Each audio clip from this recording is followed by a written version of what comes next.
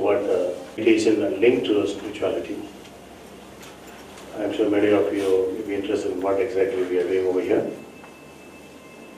And we have several definitions for this word spirituality. Now, the word spirituality, God realizing, transformation, and self-awareness. They all linked, inextricably linked together.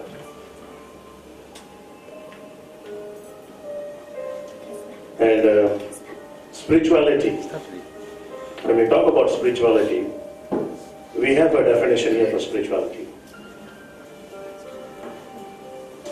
Acting spiritual, looking spiritual, or being a religious fanatic has got nothing to do with spirituality.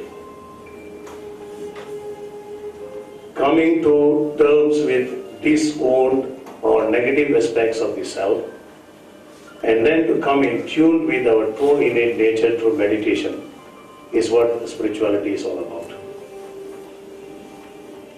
And the word transformation directly linked to what spirituality is all about. To realize and become aware of the very divine attributes we were endowed with when we came into being. And the self-awareness. The word self also indicates divinity. Self-awareness. And from the layman's perspective, when people ask me what spirituality is all about, I have a very simple definition for that. A very simple yet very powerful. Spirituality is God realizing. That's it. Very simple and straightforward definition. Spirituality is God realizing. We talk about religion, though we don't touch on religious aspects in our institute here.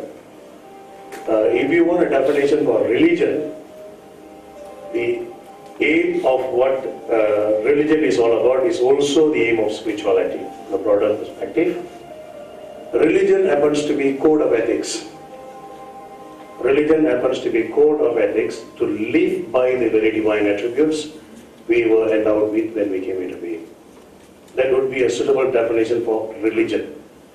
I'll repeat that again. Religion happens to be code of ethics to live by the very divine attributes when we came into being.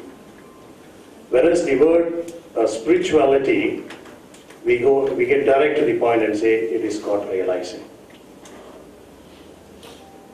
If it is God realizing, and there is another philosophical caption. It goes like this. It says, we happen to be spiritual beings with human experiences. We happen to be spiritual beings with human experiences. That philosophical caption speaks a lot.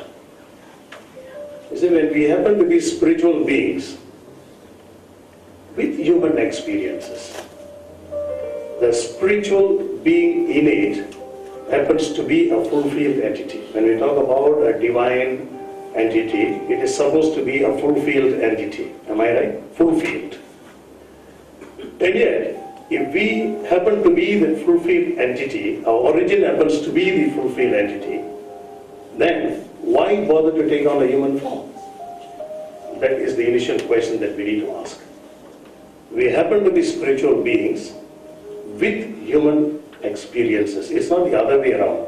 We are not human beings with spiritual experiences. We are spiritual beings with human experiences. If we were to analyze the entire caption, the philosophical caption, from the spiritual perspective, then it is evident that we are here for a purpose. We have come from some dimension. We have come onto this stage called the planet Earth, and there happens to be specific purposes for that. And from the sages' perspective, they define the Earth as being a stage for a divine play. And it's a very rare privilege. There is a proverb which goes along this line. It says it's a very rare privilege to have taken a human birth. Very rare privilege to have taken a human birth compared to the other beings, the animal kingdom and those below. Human beings have been endowed with a special faculty. And that faculty is known as the faculty of the sixth sense.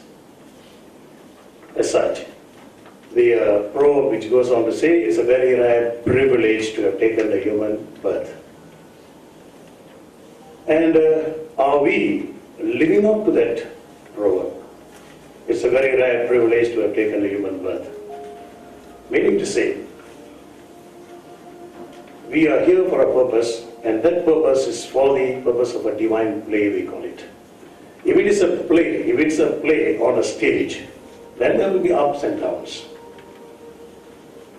And to stage that play on the stage, we have to put on an attire. And that attire happens to be the human anatomy.